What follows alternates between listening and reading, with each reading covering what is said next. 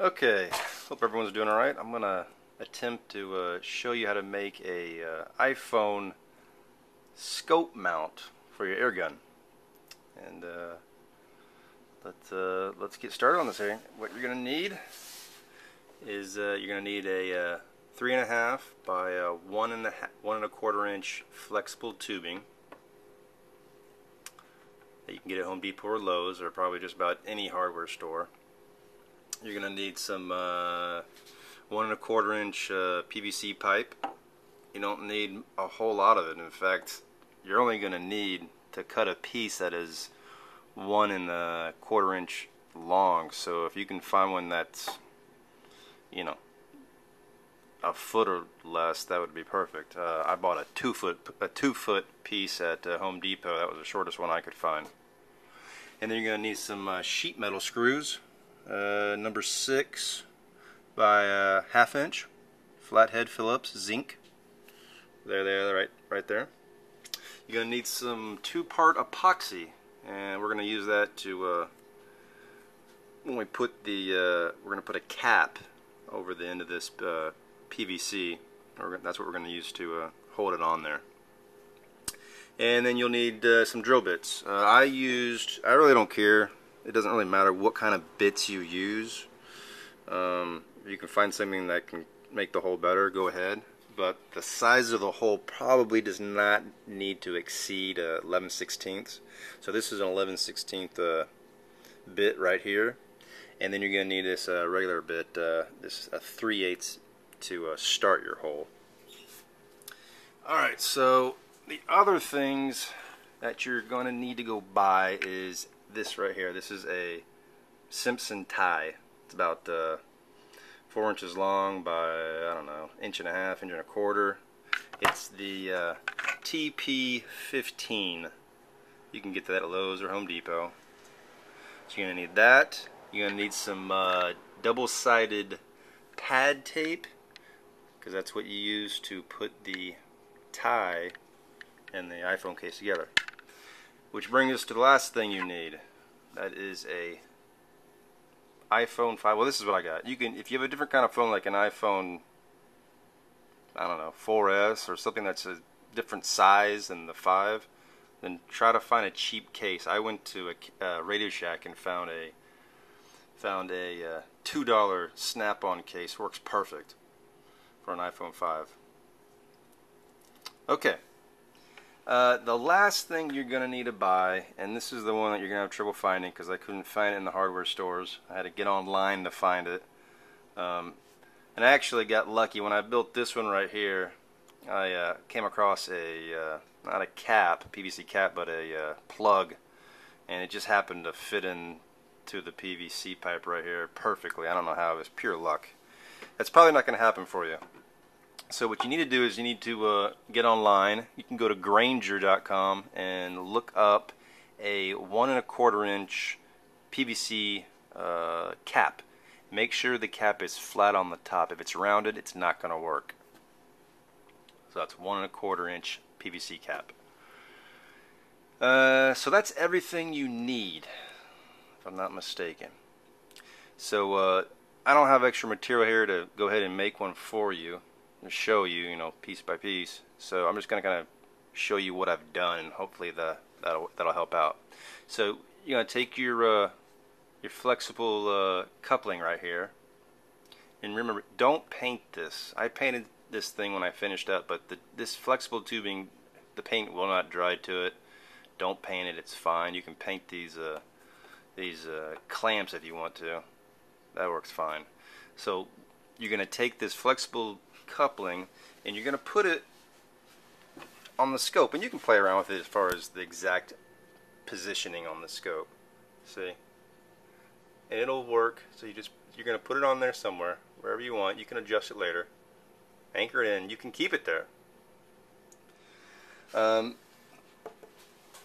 So let's see. So that's that. And then the next step you're going to want to do is go ahead and cut a PVC. What we're looking at is we need the piece needs to be 1.25 inches long. So go ahead and cut that piece. Try to make the ends as straight as possible. Once you have that 1/4 inch piece, basically it's going to be about that size from here to there, then take your cap that you got from the internet most likely and cut the cap. You're going to shorten the cap, okay?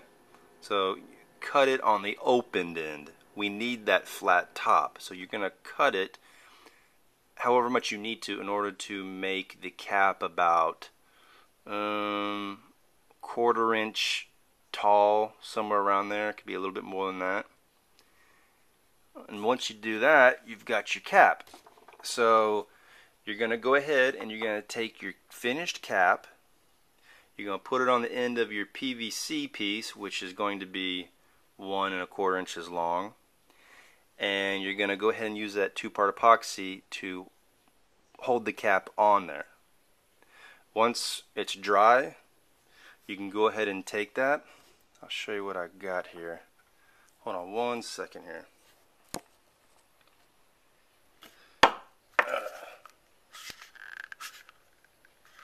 It's hold on pretty good. Damn. Hold on one second. Okay.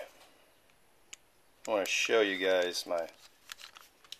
I keep mentioning the most important thing on this is the PVC pipe and the cap.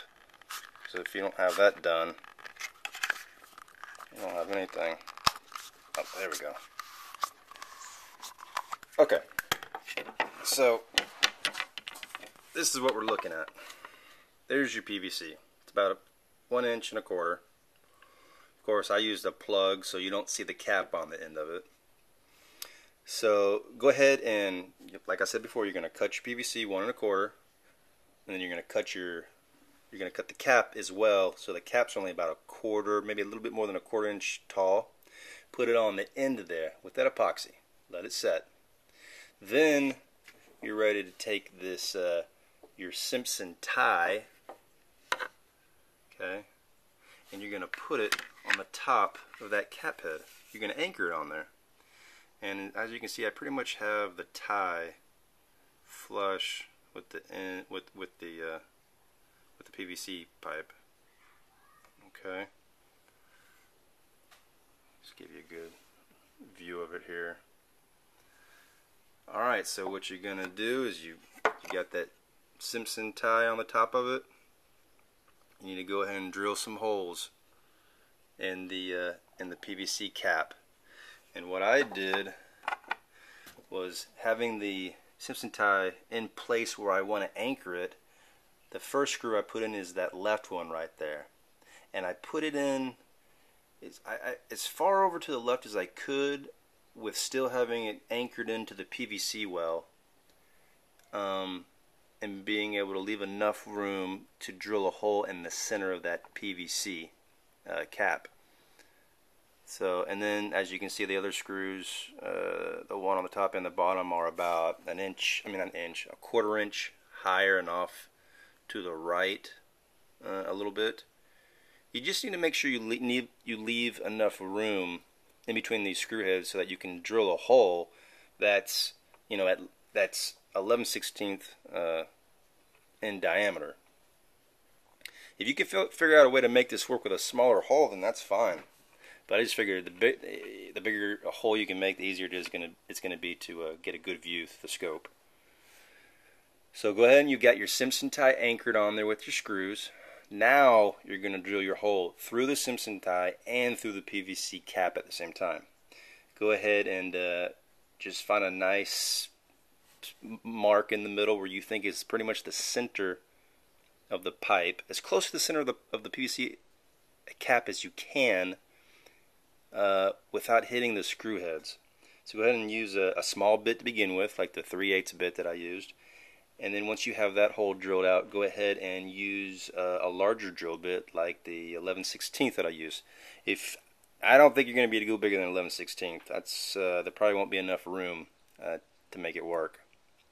So now you got your hole drilled out, and it's going to look like this, something like that. You got the Simpson tie anchored onto the PVC. You got your PVC cap glued on with the epoxy. Now we need to put the iPhone case on there. You just need to cut a piece of a double-sided pad tape, and you're going to put it on the very bottom of that Simpson tie. See the white? Let me see. Anyways, it goes along the length, the entire length of the bottom of that Simpson tie, about an inch, and it's about an inch high, and it holds the iPhone case on there. Let's see. Hopefully you guys get a good look at that. So that's all you need, and it holds that case on there real well. And it works great too because later on you can adjust it. Since it's tape, it'll pop off. Just be careful pulling the case off if you need to adjust it. As far as adjusting the case to get the exact right position on the hole that's in your PVC. So now you get the case on there. You've got this whole mount done. This is basically the mount right here. You can go ahead and try it out on the gun. So you're going to put the flexible tubing on the scope first. And you can pretty much, I think the best thing to do is, and you can play with this later, is put the flexible tubing where it covers almost the entire end of the scope. Maybe leave 1/4 inch, 1/2 inch of the scope. But you want, you want this part. So basically, your scope is right here. This is your end of your scope, right in here. Pull this thing down onto the scope and leave about 1/4 inch, 1/2 inch right here. Okay, let me show you what I'm talking about. It's probably not very clear. Something like that. There's my scope. Oh, it's hard to see. Put it somewhere on there, and then you can go ahead and tighten it up. And hold on one second. Then you can take your scope mount and put it on your flexible coupling, just like that, and I'm gonna push it all the way in. See, I got mine painted so when it's in all the way you don't see the black, because what happens is this PVC right here that we made, it touches the end of the scope in there. It's perfect. Works great. So what you're gonna have is about a 1/4 inch piece right here. This is gonna be the cap. This is what you're gonna see. We made the cap a 1/4 inch, and that's what it's gonna be. You're gonna see the cap right there, and actually it's gonna look better than this. It's gonna fill up the most of the diameter of the flexible tubing because it's it goes on the outside of that pipe. Mine was a plug, so it didn't work quite like that. So that's pretty much it. Once you get it on the gun, you can play around with it. You can adjust it the way you want to, and let me know if you've got any ideas on how to make this better. I'm always open for suggestions. If you guys have any questions, just shoot me an email and see if I can help you. Alright guys, good luck.